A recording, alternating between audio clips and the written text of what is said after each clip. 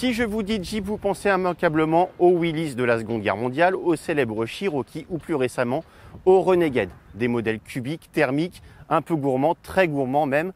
Mais la marque a décidé de prendre un virage à 180 degrés en passant au tout électrique. Première pierre à l'édifice, le Jeep Avenger.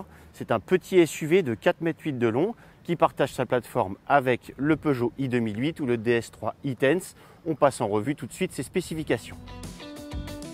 Répondant parfaitement à la tendance actuelle, le Jeep Avenger s'est vu offrir le titre de voiture de l'année 2023 après avoir été présenté au public au Mondial de l'Automobile en octobre dernier. Par rapport à ses cousins du groupe Stellantis, cet Américain fabriqué en Pologne se démarque par son format de poche et son style typiquement Jeep, avec notamment des arches de roue trapézoïdales, un dessin rectiligne, de larges protections en plastique brut salvatrices en milieu urbain et sa calandre dotée de 7 vraies fausses ouvertures rappelant les modèles historiques de la marque. Reste à savoir si le ramage est à la hauteur du plumage. Alors ce qui séduit surtout dans l'Avenger, c'est sa présentation. On a une planche de bord épurée, rectiligne, très joliment dessinée. Bon, on a du plastique dur un peu partout là, notamment sur les parties hautes. Mais globalement, de visu, ça présente bien et ça fait cossu. Tout est solidement fixé.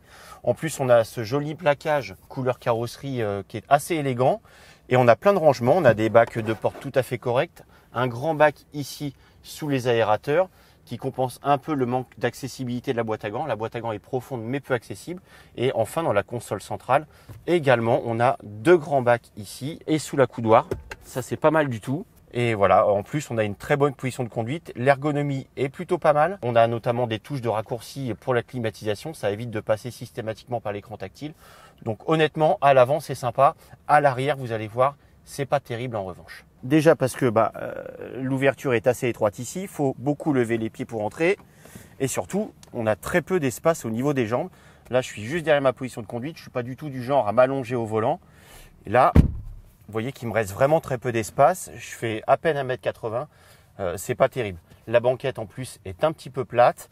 C'est moelleux dans le dos, mais c'est pas hyper confortable. Et enfin, grosse déconvenue, c'est qu'on n'a pas du tout de bac de rangement dans les portières. Il faut se contenter des petites poches aumônières ici. Ça, c'est vraiment pas terrible. Heureusement, l'Avenger se rattrape côté bagages avec un volume de chargement de 355 litres digne de ses cousins, donc tout à fait suffisant dans l'absolu pour une citadine. En fait, dans la famille, seul l'i2008 bien plus grand fait mieux avec 434 litres.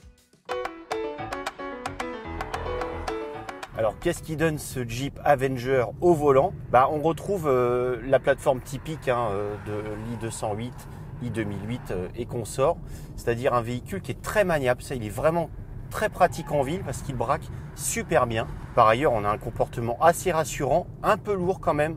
Au niveau du train avant, c'est pas ce qu'il y a de plus incisif et réactif, et le postérieur ne bouge pas, mais c'est très rassurant. On a une direction quand même plutôt précise et des mouvements de caisse pas trop mal contenus. Il y a un peu de mouvement en détente et un petit peu de roulis, mais c'est plutôt un bon compromis en termes de confort et d'efficacité. D'ailleurs, l'amortissement filtre plutôt bien les aspérités de la route.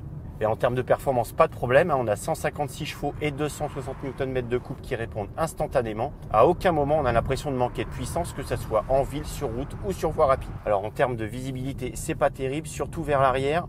On a des montants très larges et donc on n'y voit pas grand chose, que ce soit lors des manœuvres ou lors des changements de fil. En digne Jeep, l'Avenger met également en avant de bonnes aptitudes en tout chemin. Certes, il ne propose pas pour l'instant de transmission 4x4, mais il dispose d'un anti-patinage réglable en fonction des terrains rencontrés. Surtout, sa garde au sol généreuse de 20 cm, ses angles d'attaque et de fuite prononcés et sa carrosserie bien protégée laissent espérer quelques escapades hors bitume sans laisser de traces. Reste l'épineuse question de l'autonomie. Selon nos premiers tests réalisés sur un parcours vallonné, l'Avenger a réclamé entre 16 et 18 kWh au 100 km sur route, soit entre 280 et 320 km avant de vider sa batterie de 51 kWh utile et 13 kWh au 100 km en ville pour un rayon d'action allant jusqu'à 390 km. Correct pour une citadine donc, sans plus. Quoi qu'il en soit, il nous faudra attendre un deuxième essai sur des routes plus planes et des relevés à 130 km/h pour nous prononcer définitivement sur les consommations d'électricité. Côté budget, enfin, l'Avenger débute à 31 500 € une fois le bonus de 5 000 € déduit. Notre haut de gamme doté de l'instrumentation numérique grand format, de jantes 18 pouces et de la conduite semi-autonome réclamant quant à lui 37 500 € tout compris. Une somme élevée pour un véhicule aussi petit, certes, mais l'Avenger reste tout de même moins cher que ses cousins, y compris l'Opel Mokka-i. Bref, grâce à sa forte personnalité, sa maniabilité, ses bonnes prestations routières et ses aptitudes en tout chemin, le Jeep Avenger a de quoi séduire les amateurs d'électrique en quête d'un petit véhicule polyvalent, à condition qu'il s'accommode d'un espace limité aux places arrière.